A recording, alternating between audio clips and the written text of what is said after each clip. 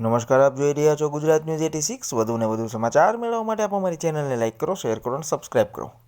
આણંદના odd શહેરમાં સ્વામિનારાયણ હરિભક્તો odd ગામમાં ઉત્તરાયણ પર્વ નિમિત્તે જોડી સેવામાં ભક્તો ઉત્સાહથી જોડાયા।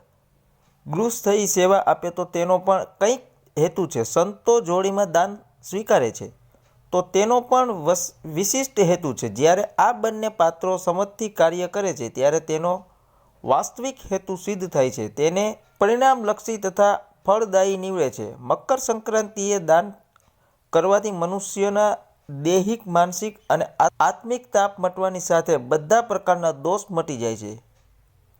જો આ દાન મકર સંક્રાંતિના દિવસે કરવામાં આવે તો તેનું મહત્વ વધારે વધી જાય છે। આ દિવસે ખાસ કરીને દાન ધર્મનું ખૂબ મહત્વ હોય છે।